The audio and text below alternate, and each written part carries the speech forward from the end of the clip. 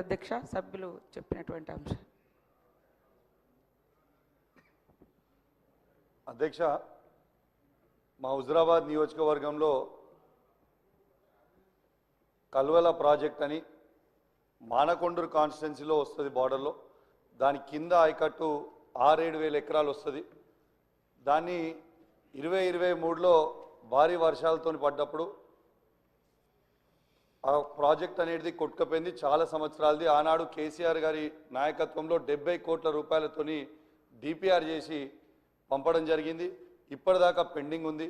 దయచేసి గౌరవ ఇరిగేషన్ మంత్రి గారిని, ముఖ్యమంత్రి గారిని కోరుతా ఉన్నాను, ఆ ప్రాజెక్ట్ని దయచేసి శాంక్షన్ చేసి కంప్లీట్ చేస్తే కింద రైతులకి 6-7 ఎకరాల ఆయకట్టు వస్తుందని చెప్పి కూడా ఈ సందర్భంగా తెలియజేస్తా ఉన్నాను. అదేవిధంగా అధ్యక్ష, మొన్న నా నియోజకవర్గంలో చెక్ డ్యామ్ని రాఘవ కన్స్ట్రక్ట్ చేసింది. కాంట్రాక్టర్ తనుండే దాన్ని బాంబు పెట్టి పేల్చేయడం జరిగింది. ఎట్లయితే మేడిగడ్డను బాంబు పెట్టి పేల్చిండ్రో ఇవాళ తనుగుల చెక్ డ్యామ్ని కూడా బాంబు పెట్టి పేల్చిండ్రు.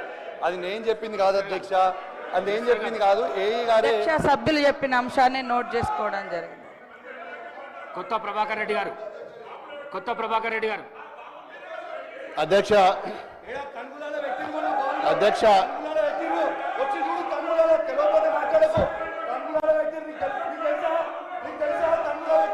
కూసో ప్లీజ్. కూర్చొని మాట్లాడితే కాదు కదా.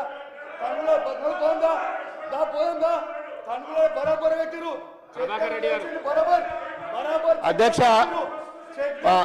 దుబ్బాక నియోజకవర్గంలో అధ్యక్ష మరి 8 మండలాల అధ్యక్ష, మరి 8 మండలాలలో కూడా మాది పూర్తిగా వ్యవసాయ ఆధారిత కుటుంబాల అధ్యక్ష. అన్ని మండలాలలో కూడా గతంలో యాసంగిలో ఏదైతే వరి నాట్లు వేసుకున్నారో దానికి ఇంకా రెట్టింపు ఈసారి ఎక్కువ వేసుకున్నారు అధ్యక్ష. మరి అందరు కూడా మరి నాట్లు పడుతున్నాయి. ఇప్పుడు మరి యూరియా వస్తుందా రాదా అనే భయంలో ప్రతి ఒక్క రైతు కూడా ఆందోళన ఉన్నారు అధ్యక్ష.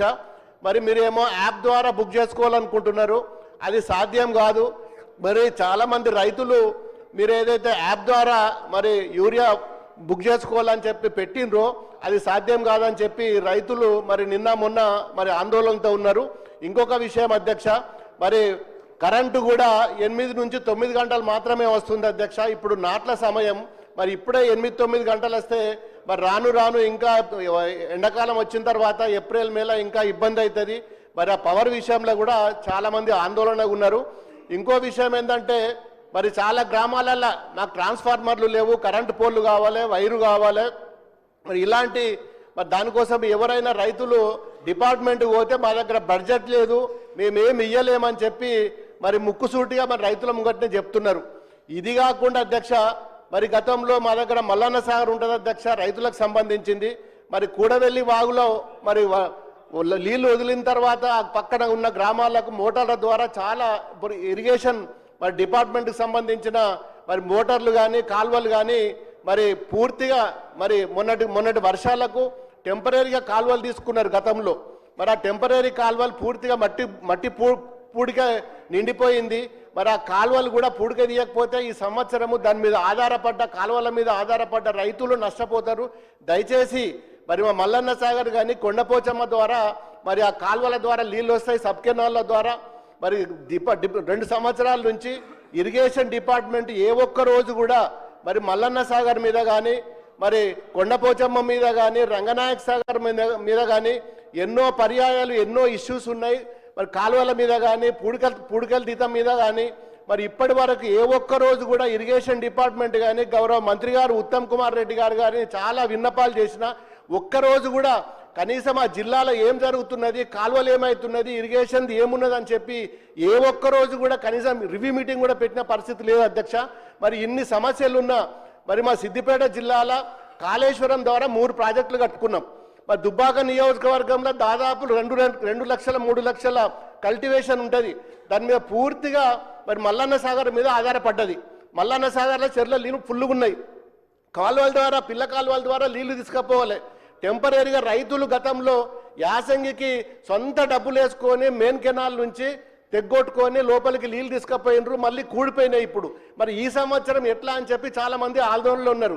ఒక్కసారైనా మరి ఇరిగేషన్ డిపార్ట్మెంట్ కానీ మంత్రి గారు అని వచ్చి రివ్యూ పెట్టి కనీసము మరి అవి ఏ విధంగా తీసుకువెళ్తాం, ముందుకెట్లా పోదామని చెప్పి మరి ఇప్పటికి కూడా ఏ ఒక్క రోజు కూడా 2 సంవత్సరాల నుంచి మంత్రి గారు ఒక్కరోజు కూడా సిద్దిపేట జిల్లాలో ఇరిగేషన్ మీద ఒక్కరోజు కూడా రివ్యూ పెట్టలేదు.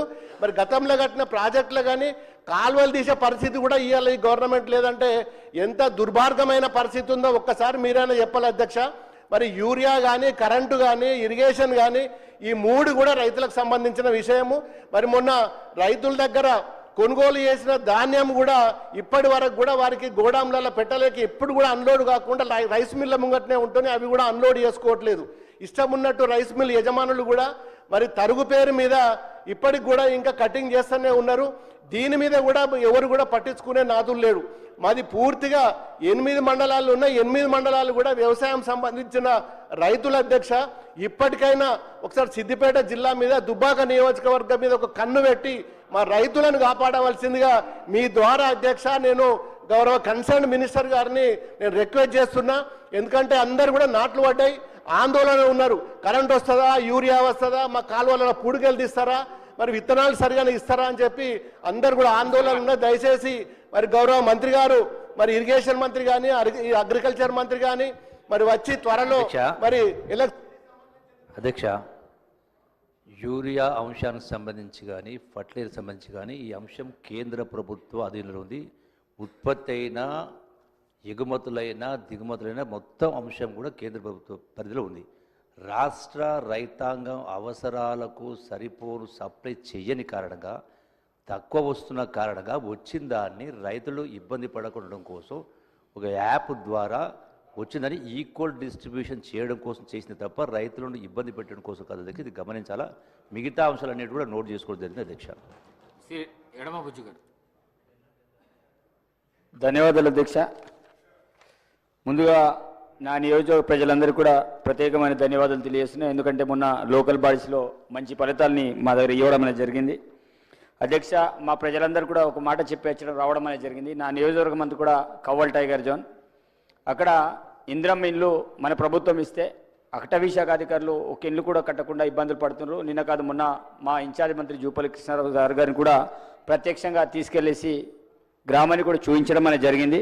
అదేవిధంగా మొన్న ఇస్లాంపూర్లో కాటన్ బండ్లు బయటికి రావాలంటే పత్తి బండ్లు బయటికి రావాలంటే కొంత కంకర ఇదంతా కూడా వాళ్ళు వేశారు. వేసేస్తే కూడా జేసీబీలో వారు తవ్వి చేశారు. ఈరోజు ఒక 6 అటవీ శాఖ భూమికి సంబంధించిన రైతు చేను దున్నుతుంటే ఇప్పుడు మా కార్యకర్త ఇంట్లో ఉన్నాడు, అతనికి జైలుకి తీసుకెళ్లడానికి అటవీ శాఖ అధికారులు ఇది అరెస్ట్ వారెంట్ని జారీ చేయడం అనేది జరిగింది. ముఖ్యంగా నా నియోజకవర్గంలో ఇందిరా మిల్లు కట్టకుండా చాలా రకాల ఇబ్బంది పడుతున్నాను. ప్రతిపక్షంతో నేను పొట్లాడే అక్కడ ఇది లేదు, కానీ అటవీ శాఖతో డైలీ కొట్లాట పరిస్థితి నాది ఉంది సార్ అధ్యక్ష. కాబట్టి అటవీ సంబంధించిన సమస్యను పరిష్కారం చేయాలని ఈ సందర్భంగా నేను విజ్ఞప్తి చేస్తున్నాను. Thank you. గౌరవ సభ్యులు చెప్పిన అంశాన్ని నోట్ చేసుకోవడం జరిగింది అధ్యక్ష. శ్రీ డాక్టర్ సంజయ్ గారు. ధన్యవాదాలు అధ్యక్ష. జైత్యాల నియోజకవర్గానికి సంబంధించి జైత్యాల పట్టణం ఓల్డెస్ట్ మున్సిపాలిటీ అధ్యక్ష. పట్టణం మధ్య నుండి యావర్ రోడ్డుని ఉంటుంది. అది గతంలో 60 ఫీట్లు ఉంటే 80 ఫీట్లు, తర్వాత 2021లో 100 ఫీట్లకు కూడా జియో తీసుకురావడం జరిగింది. ఆ విస్తరణకు సంబంధించి గౌరవ ముఖ్యమంత్రి గారే మున్సిపల్ శాఖ మంత్రి గారు కాబట్టి వారు హౌస్లో ఉన్నారు కాబట్టి దయచేసి దానికి తగిన నిధులు ఇచ్చి కానీ టీడీఆర్ ద్వారా కానీ యావర్ రోడ్డు విస్తరణ అతి త్వరగా చేయించాలని కోరుతున్నాం. రెండవది మాది ఇరిగేషన్ బాగా ఎక్కువ ఉన్న ప్రాంతం కమాండ్ ఏరియా. అక్కడ కాలువల మరమ్మతులు చాలా అవసరం ఉన్నాయి అధ్యక్ష, అదొకటి చూడాలి. థర్డ్, మా గౌరవ మంత్రివర్యులు లక్ష్మణ్ కుమార్ గారు కూడా సభలోనే ఉన్నారు, వారికి కూడా సంబంధించిన విషయం. మా ప్రాజెక్టు రోల్లవాగు దాదాపు పూర్తవుతుంది. అటవీ అనుమతులు రాక గేట్లు బిగించక ఇబ్బంది అవుతుంది. అది అటవీ శాఖ ఇరిగేషన్ శాఖ సమన్వయపరిచి తప్పకుండా చేయాలని చెప్పి నేను మీ ద్వారా ముఖ్యమంత్రి గారి దృష్టికి, అదేవిధంగా మా లక్ష్మణ్ కుమార్ అన్న కూడా మాట్లాడుతూ ఉన్నారు, దృష్టికి తీసుకెళ్తున్నా. ఇరిగేషన్ మంత్రి గారి దృష్టికి కూడా ఈ విషయాన్ని తీసుకెళ్లాల్సిందే కోరుతున్నాం. ధన్యవాదాలు అధ్యక్ష. నోట్ చేసుకోవడం జరిగింది అధ్యక్ష. శ్రీ కాలేరు వెంకటేష్ గారు.